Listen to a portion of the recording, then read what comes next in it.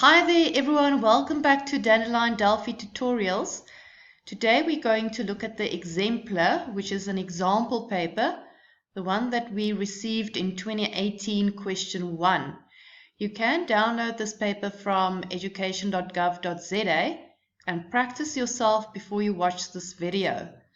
So this is also for grade 10s. By the end of this year, you should be able to do all the questions. So let's have a look at question 1.1 first. This is typically your easiest question. So press pause and try it yourself.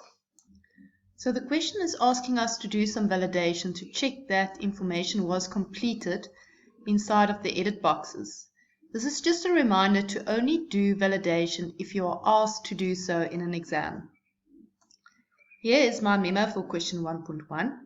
We were not required to display separate messages for the name or the email. It just said that both had to be completed, so I can do it in one if statement. So here I'm just saying if either the name has not been entered into the edit box or if this email was not entered in the edit box, I will then display a message and I'm going to exit my procedure here. You could also use an else and put all of this in an else. That would also be correct. But here I'm storing the values from the edit boxes in strings, and then I'm just displaying this in my show message.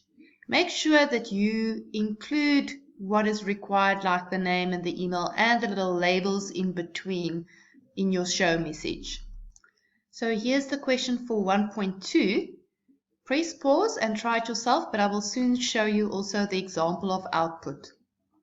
Just a little tip. The moment that you see three options like this, this could indicate either a case statement or maybe a nested if. So see where you could use one of those. Here is an example of output. Make sure you test your program with the same input to produce the output of 90 Rand. So here's the memo for question 1.2. Remember your spin edit has a .value property, which is integer. So you don't need any typecasting. In other words, you don't need string to int here to store it as an integer number. You can use the .text property of the spin edit, but then you do have to add a string to int. I told you guys that there should be a place for us to use either a case or a nested if, and either one of the two would be correct, but I always find that if what I'm searching for here is an integer or a char, I do find it easier to create a case. But a nested if would also have been correct. So if the person clicked on the first option here, that is the item index 0, but it's the first value of your combo box. So this here was the cost of the toasted sandwich because that was our first option. And then the second one was the burger and chips, and then the last one was the pizza. And then this was the number of meals, so we just had to multiply the cost here with that number. You could have done this calculation at the top here as well, inside of your case or your nested if. And then if they selected the checkbox for the vegetarian option, 10% of the value of the cost had to be deducted. So I don't have an else here because nothing has to happen if they're not a vegetarian. I've only placed the calculation here in the true part of my if statement, and remember to say if the checkbox.checked then is the same as saying if the checkbox.checked is equal to true, because our if statements will automatically test if that value is true, if it's a Boolean variable or a Boolean property as in this case. So both of those would be correct, but you had to decrease your cost there with 10%. I just overwrote my R cost so that I don't have to create another variable for the vegetarians. I just take the cost as it is and I deduct 10% of it. So we were asked here to change the font color of this edit box to blue. And remember, if you're unsure, go and see in your object inspector how would you have done it selecting it.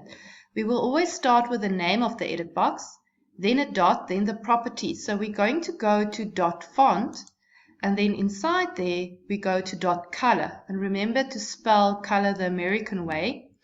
And if you have a look here, you'll see there is an option here, CL blue. And the moment that you see a CL in front of something, you won't have inverted commas around that value. So you're just going to code is assigned to CL blue. So here is the code for changing the color to blue. And then the last thing we had to do was display the value in the text property of the edit. And remember, we have to use floater string F, as there are often marks allocated for using FF currency, as well as the number of decimal places that should be showing. Now it's your time to practice 1.3, a little bit harder than the previous questions. So read carefully and also have a look at the constants that was provided. You also want to ensure that you have enough tables for all the participants so that you don't leave some out. So here is also the output, just to give you some examples to try and test your program with. So the first thing we wanted to do was get the number of players. And there we have the constant declared for us table size, so make sure that you have used it. To get the number of tables, we need an integer answer because we can't have 1.5 tables. Now let's take the example of the user entering 13 as the number of players. And now I divide that by 6, and my answer here will be 2.2. Now if I round this answer, it will round down to 2, and I will leave out that one extra player that needs a table. So therefore, I'm using ceil to round that value up. If in a paper math was not provided in the uses of this program, you will see that ceil will be underscored, as Delphi won't recognize ceil. So here at the top, you are allowed to add math. And the other unit that we often use also is date utils that you are allowed to add to the uses of programs.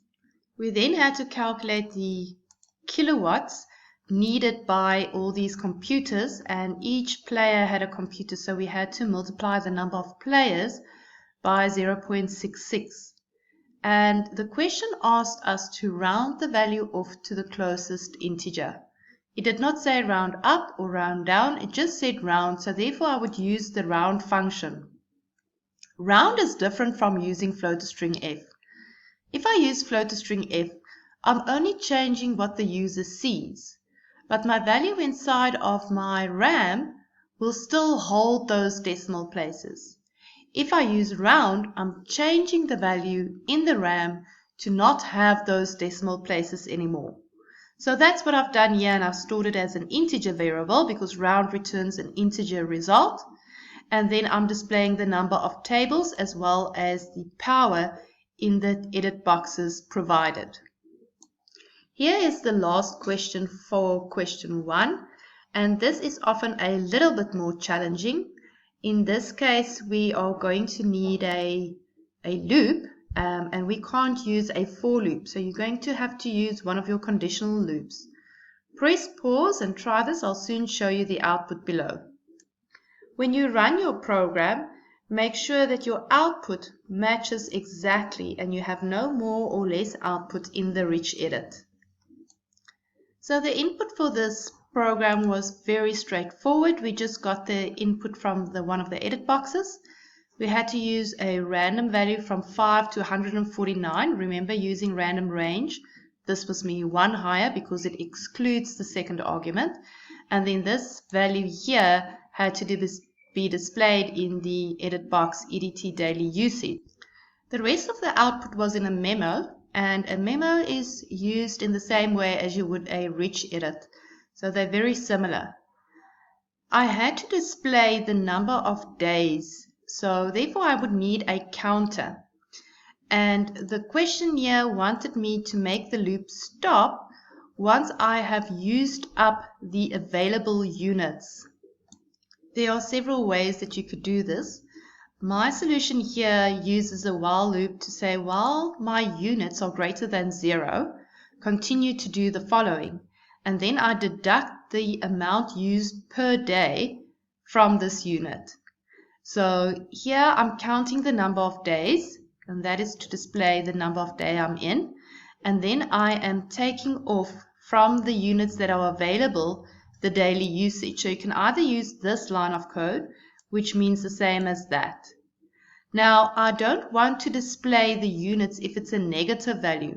So therefore, I've included an if statement here to only display if these units are still greater than 0. If we just have a look at what happened here, is the daily usage is 89. So here the units after day 5 was 55. So it will loop one more time because our units in my solution will still be greater than 0. But then it will deduct from that 89, and my answer here will be negative, but I don't want it to be displayed. Another method would have been to use a while loop to say while the units are greater than what we are going to use per day, continue to do the following. In other words, if I got to the example that I showed you just now when I unit was 55, that would not have been greater than what the daily usage was of 89. So this wouldn't repeat again. So if I would use this heading here for my while loop, I would not need my if statement here. I'm going to show you an alternative solution by using a repeat loop, because both a while and a repeat loop are conditional loops. So we make them stop at a certain point. What I'm doing here is counting my days and also deducting from the units the amount that is used daily, and then I'm displaying the number of days as well as the units that are left. Then my condition here takes the units that are available minus and deducts from that the daily usage. And if that answer is less than 0, like in that last line in the example of output, where 55 minus 89 would have given me a negative answer, my loop will not execute again. Another way of stopping this repeat loop is to say, continue to do this until the available units, I unit, is less than what is going to be used daily. And in that way, you will also get the correct output. So there were many ways of solving this, but using a for loop with an exit in it would not have been one of your solutions. Thank you for watching Dandelion Delphi tutorials. You can find more explanations about question 1 in book 1 of Dandelion Delphi. Hope to see you soon!